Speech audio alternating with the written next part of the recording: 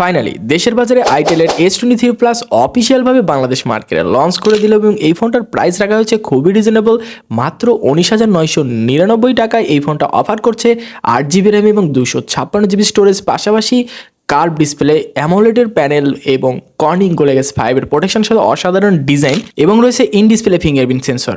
পাশাপাশি রয়েছে মন খারাপ করার কিছু বিষয় যেটা আপনার মনকে ভেঙে টুকরো টুকরো করে দিবে।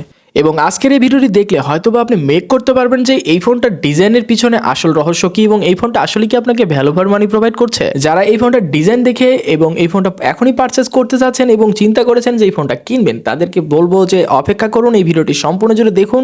আশা করি আপনার এইগুলোর ধারণা চেঞ্জ হয়ে যেতেও পারে। সো হেই গাইস, আমি আছি পারভেজ হাসান আর আপনারা দেখছেন আপনাদের পছন্দের চ্যানেল PH। একটি মুহূর্ত মিস না করে চ্যানেলটি সাবস্ক্রাইব এবং লাইক করে চলুন শুরু করা যাক।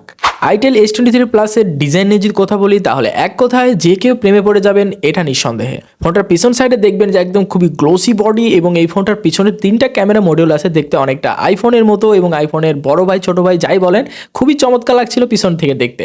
এছাড়াও এই ফোনটার কয়েকটি ভেরিয়েন্ট বা কয়েকটি কালার রয়েছে, প্রত্যেকটা কালারই আপনার মন কাড়বে এটা নিঃসন্দেহে। এই ফোনটার ফ্রেম এবং বডিতে টোটালি প্লাস্টিক বিল্ডের তৈরি এবং এই প্লাস্টিক হওয়ার সত্ত্বেও যে ফোনটা অনেকটা চিপ দেখায় এমনটা না, বেশ প্রিমিয়াম ক্যাটাগরির মতোই দেখাচ্ছিল এবং বেশ লাইট ওয়েট এবং খুবই স্লিম এবং হালকা পাতলা একটা ফোন। এবং ফোনটা যদি সামনের দিকে দেখেন তাহলে দেখবেন পাঞ্চল কাটআউটের মাধ্যমে একটি কার্ভ ডিজাইনের ডিসপ্লে এবং এটাতে রয়েছে ফুল HD প্লাস রেজলিউশনের ডিসপ্লে, ইন ডিসপ্লে ফিঙ্গারপ্রিন্ট সহ খুব দারুণ এবং খুবই চমৎকার একটি ডিসপ্লে, যেটা এই বাজেটের মধ্যে কোনো ফোন দিতে পারে নাই বা কোনো কোম্পানি দিতে পারে নাই, সেটা কিন্তু আইটেল S23 প্লাস প্রোভাইড করেছে, যেটা কিন্তু সবারই পছন্দ হওয়ার কথা। এই ফোনটার পোর্টস অ্যান্ড বাটন সেকশনে সকল রকম পোর্টস অ্যান্ড বাটনে দেখা পেলেও এখানে পাবেন না 3.5mm হেডফোন জ্যাক। এই হেডফোন জ্যাকটা মিস করছি এই বাজেটে। এছাড়াও পাশাপাশি রয়েছে Type-C পোর্ট এবং রয়েছে একটি স্পিকার, আর একদম সাইডে তাকালে দেখতে পাবেন ভলিউম আপ ডাউন বাটন এবং লক বাটন এবং একদম উপরে টপ সাইডে রয়েছে নয়েজ ক্যান্সেলেশন স্পিকার।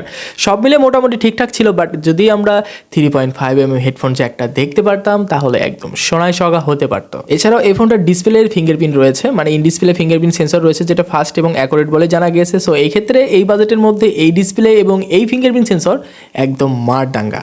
সব মিলিয়ে S23 প্লাস এই ফোনটি আপনাদের কাছে কেমন লেগেছে ডিজাইন সেকশনে অবশ্যই কমেন্ট বক্সে জানাতে ভুলবেন না।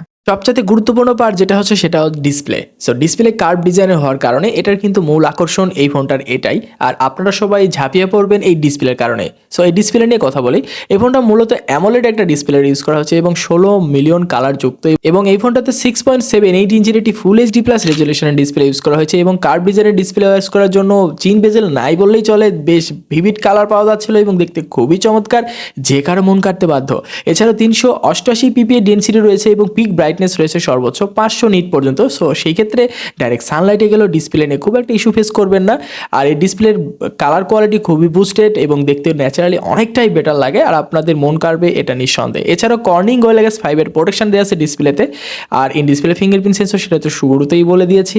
তো মোটামুটি এই ফোনটার ডিসপ্লে নিয়ে আপনি সন্তুষ্ট থাকবেন, বাট একটি জায়গায় এসে হতাশ হবেন, সেটা হচ্ছে রেগুলার 60 Hz এর রিফ্রেশ রেট রয়েছে এই ডিসপ্লেতে। ডিসপ্লে দেখলে অনেকটা প্রিমিয়াম এবং খুব দামি দামি ভাইব সৃষ্টি করার ফলে এই ফোনটা দেখতে খুবই চমৎকার লাগলো। এই ফোনটাতে 60 Hz রিফ্রেশ রেট আপনার সকল আশা আকাঙ্ক্ষাকে একবারে আগুনের মধ্যে জল ঢালার মতো একটা কাহিনী হয়ে যাবে। সো সব মিলিয়ে ডিসপ্লে নিয়ে আপনি সন্তুষ্ট থাকলেও এই ফোনটার রেগুলার 60 Hz রিফ্রেশ রেট আপনাকে হতাশ করবে নিঃসন্দেহে, এবং এটার যে স্মুথনেসটা এটা আপনার কাছে বেশ ল্যাকি ল্যাকি ফিল হবে এবং খুব একটা বেটার ফিল পাবেন না ডিসপ্লে থেকে। সো ডিসপ্লেতে রেজুলেশনের সাথে ফোনটার কার্ভ ডিসপ্লে সব কিছুই ঠিকঠাক থাকা সত্ত্বেও এই ফোনটার রেগুলার 60 Hz আমাকে বেশ হতাশ করেছে। আবার আরেকটি কথা না বললে নয়, মাত্র 20,000 টাকার মধ্যে এর চাইতে বেশি কিছু আসলে আশা না করাটাই বেটার, কারণ 20,000 টাকায় অ্যামোলেড ডিসপ্লের সাথে কার্ভ ডিসপ্লে এটা কিন্তু ভাই একদম মানে চমকে ওঠার মতোই। তো সেটা কিন্তু আসলে S23 প্লাস করে দেখাচ্ছে। সো সেই ক্ষেত্রে আমরা কিন্তু একটা থামস আপ দিতেই পারি। এবার আসা যাক পারফরমেন্স সেকশন নিয়ে।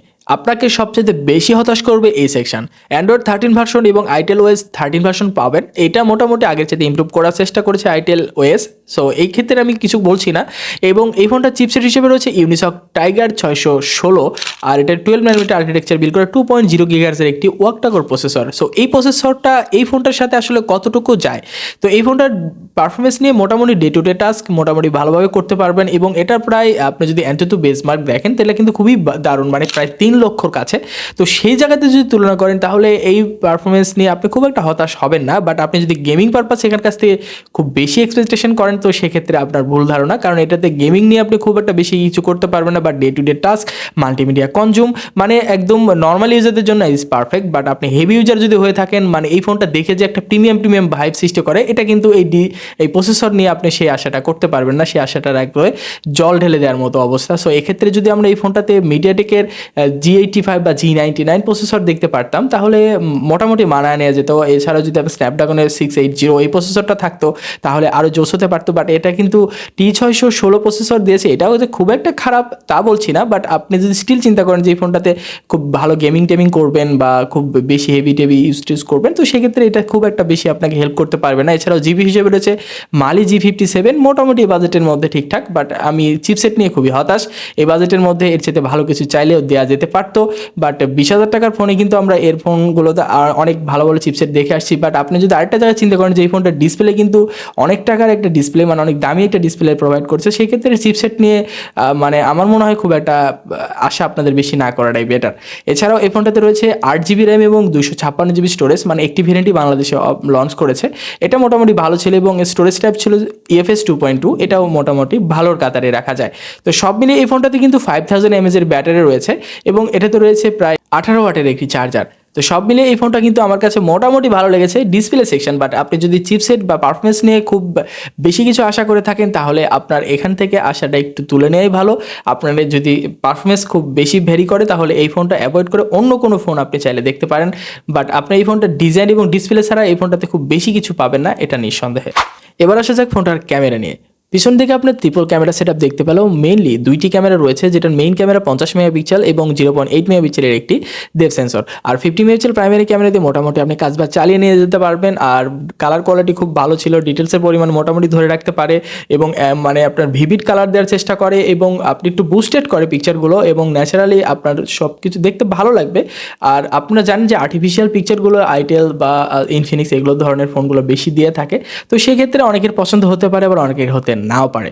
পাশাপাশি এটাতে আপনি ভিডিও রেকর্ডিং করতে পারবেন 1080-তে 30 FPS, এখানে যদি মিনিমাম 2K রেজলিউশন ভিডিও করা যেত আর মিনিমাম 60 FPS হতো তাহলে জোস হতে পারতো। তো ক্যামেরা নিয়ে খুব একটা বেশি এক্সপেকটেশন না করাটাই বেটার, মোটামুটি অ্যাভারেজ রাখা যায় এই ফোনটার ক্যামেরার সেকশন।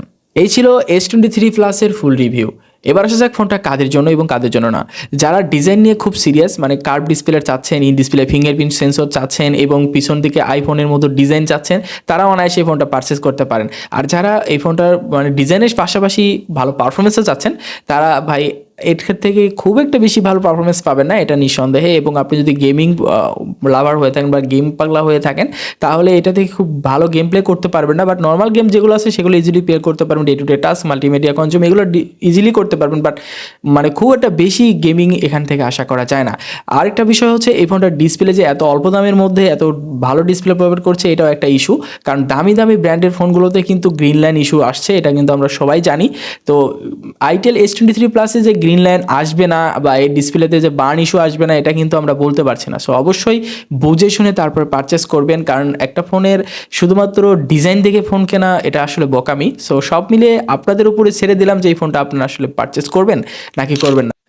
যারা এই পর্যন্ত ধৈর্য ধরে আমাদের ভিডিওটি কন্টিনিউয়াসলি দেখেছেন তাদেরকে অসংখ্য ধন্যবাদ, এবং আমাদের চ্যানেলে নতুন এসে থাকলে অবশ্যই চ্যানেলটি সাবস্ক্রাইব এবং ভিডিওতে লাইক করতে অবশ্যই ভুলবেন না। এরকম নিত্য নতুন ভিডিও পেতে হলে আমাদের সাথে থাকুন। আল্লাহ হাফেজ।